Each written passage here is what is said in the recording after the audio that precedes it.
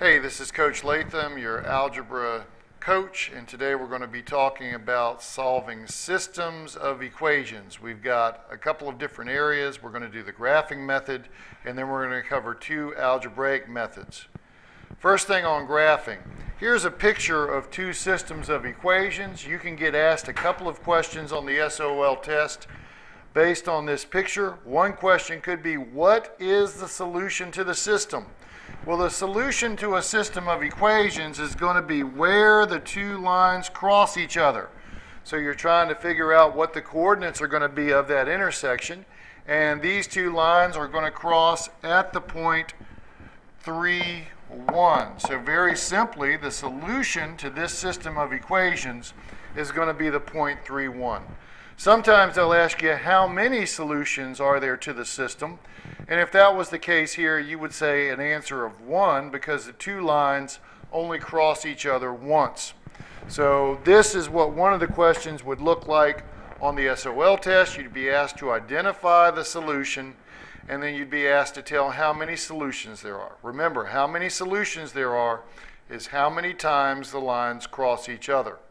So what I'd like for you to do right now, just to give yourself some extra practice, is to go ahead and type these two equations into your calculator and confirm that you can work out that they cross at the point 3, 1. So go ahead and hit pause, type those in your calculators, and see what you get. Okay, we're back, and here's a picture of my calculator where I've got the two equations typed in. Please make special note that you've got to type that fraction, -4/3, in parentheses to make it to work.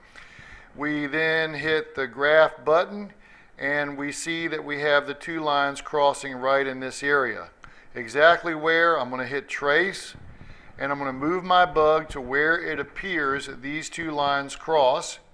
And for me, it looks right there, 3, 1. Now, the way that I can tell that I have the right answer is I hit the up arrow, and that makes the bug jump from line to line. Although you can see that my answers at the bottom of the screen don't change. So I know the solution to this system of equations is the point 3, 1. All right, I've got one for you to practice. To make sure that we have this down, I want you to put these two into your calculator and find the solution to the system of equations. I will tell you that typing in the second one could be a little bit tricky.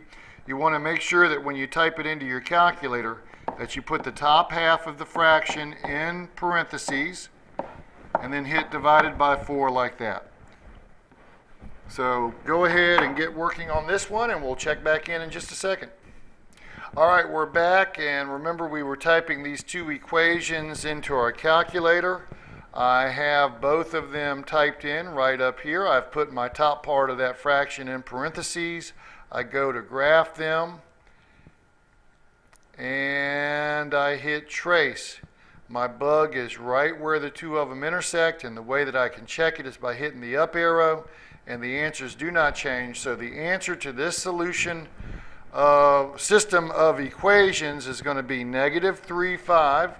So I would just write my answer as the ordered pair, -3, 5. All right, moving on. We've done our graphing, so now we're going to look at two different algebraic ways in which you can solve a system of equations. The first one that we're going to look at is going to be the substitution method. If you don't have a graph to work with, or if your equations are not easily graphed, in other words, they're not both in the form y equals, then you've got other ways to solve the system. When one of the equations is solved for a variable and the other is not, like in this first one, y is solved for in the first equation, but neither of our variables are solved for in the second equation. In other words, we don't have a variable by itself. This is when we're going to use the substitution method. And the way we use the substitution method is just like this. We're going to say 7x, I'm writing the second equation, plus 4y. But instead of putting the y in, I'm going to put what y is equal to in the first equation. And in the first equation, y is equal to -x plus 2. And then I'm going to finish writing my second equation. It was equals -1. So this is my second equation again. The only difference between what I started with is that instead of 4y, I've got 4 times negative x plus 2, which is what y is equal to in the first equation. Now, from here on out, it just gets a little bit messy. We got to go through and solve this equation, and we're going to figure out what x is. We distribute the 4 times negative x, and that's going to be negative 4x. We distribute the 4 times 2, and that's going to be 8. So it's equal to negative 1. Combining like terms, 7x minus 4x gives us 3x. So we've got 3x plus 8 equals negative 1. We'll subtract an 8 from each side, and we get 3x equals negative 9. And then when we divide both sides by 3, we get x equals negative 3. So we know the first half of the answer. Remember, our answer is an ordered pair. So we're going to go back and figure out what y is using the first equation. Remember, we started with the second equation. Now we're going to plug that number back into the first equation. So y is equal to negative x. Well, we already figured out that x was negative 3 plus 2. Well, the negative of negative 3 is simply 3. So 3 plus 2 equals 5. So y is 5, x is negative 3. So our final solution is negative 3, 5. Now go ahead and hit pause and give the second one a shot. Okay, here I have the solution to the second one worked out. I noticed that in the second equation of this system that y is by itself. In other words, the second equation is solved for y. So I'm going to take what y is equal to, and I'm going to put it in place of y in the first equation. So the first equation, instead of y, is going to say 7x minus 20 plus 5x equals 4. I solve that. I get down and find an answer of x is 2. Then I take that answer and I plug it back into the other equation. In this case, it's the second one that we haven't used. And I say y is equal to 7 times 2. I replace x by 2 minus 20. I work that out and I get y as negative 6. I put my x and my y together, and I get the ordered pair 2, negative 6. If you're worried that you may have made a mistake on solving this, you can always go back and plug that answer into the other equation and prove that what you've gotten is correct. If you're having trouble with the algebra here, please check with your teacher, and you might need to get a little help solving the equations. But this is the general format for solving a system by substitution. All right, there's one more algebraic method that you need to learn for solving systems of equations, and this is called the elimination method. Sometimes it's called the addition or subtraction method. And you're going to use this one when both of the equations are in standard form. In other words, you've got something x plus something y equals a number. And the point of this is that sometimes you can add equations together or subtract equations from each other and eliminate a term, thus the name elimination. If we take a look at this first equation up here, or the first system of equations right here, and we add the two of them together, we're going to get 2x plus 5x is equal to 7x. 3y plus negative 3y is equal to 0, so they cancel out. That's what we want. And 13 plus 1 is equal to 14. So we get 7x is equal to 14. Well, this is pretty easy to solve right here.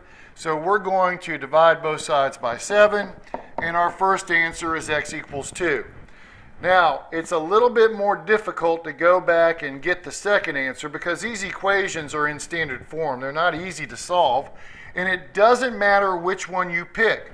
So let's just take this bottom one right here, and that's 5, and instead of x, I'm going to put the 2 in there, minus 3y equals 1.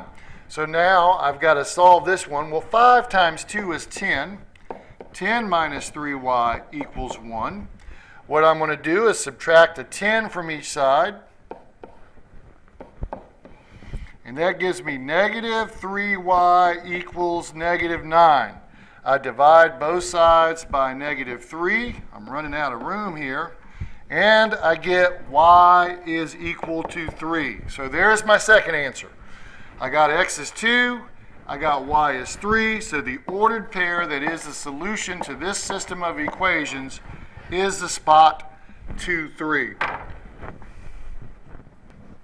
All right, now the second one, or the second system of equations on this page, is a little bit more difficult because we can't add them or subtract them right away. If we did that, nothing would cancel out.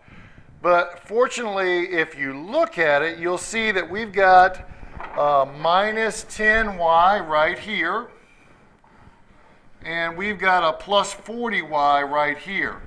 So you just ask yourself, well, what do I have to multiply negative 10 by to get to negative 40? Because negative 40 and 40 would cancel each other out. So I'm going to multiply this top equation by 4. And when I multiply an equation by 4, I've got to multiply every single part in it by 4. 4 times 3x is going to be 12x. 4 times minus 10y is going to be minus 40y.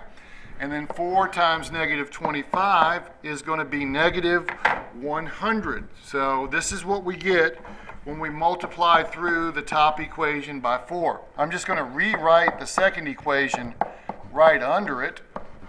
I'm not changing anything in that. And now I've got a system of equations that I can add together to eliminate a term. 12x and 4x is going to be 16x. This stuff cancels out, so I don't have any y left in this.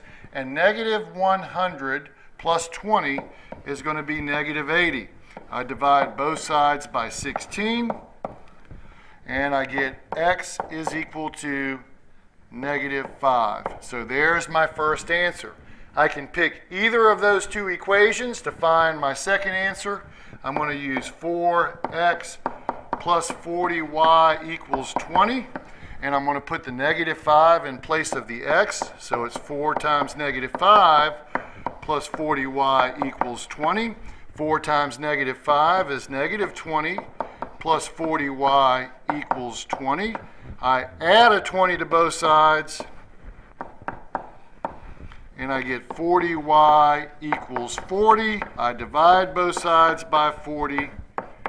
And I get y is 1. So the final answer is going to be the point negative 5, 1.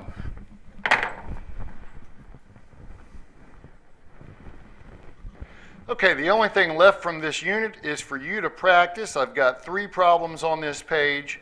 You first need to choose the best method. It'll be graphing, substitution, or elimination. I've got one of each. And then go ahead and work those out.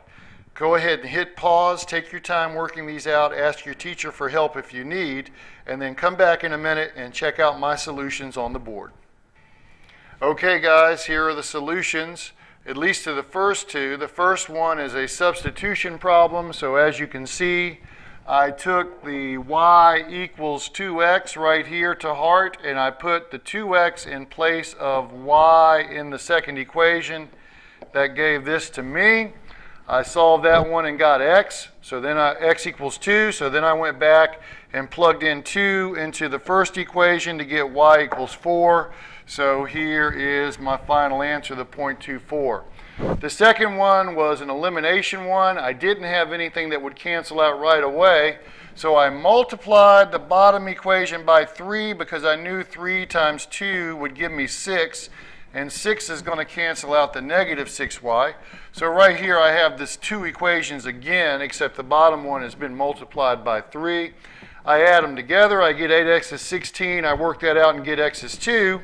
Then I bring down this equation and put x is 2 back into that to get y equals 7. Put them all together, I've got an answer that gives me the 0.27. The third one is to be done on the graphing calculator. This one is made for solved by graphing because both of them are in the form y equals. So we'll go to the calculator. Okay, we're back and I'm about to run out of time, so we'll go through this quickly. Right here I have the 2 equations typed into the graphing calculator. I hit graph. Here's where the 2 lines cross. I hit trace. I move my bug to where they cross. I use the up and down arrow to make sure that I have found the answer. So the solution to the final one is the 0.15. Hope you've gotten a lot out of this. Look for other videos online and keep studying for that final test.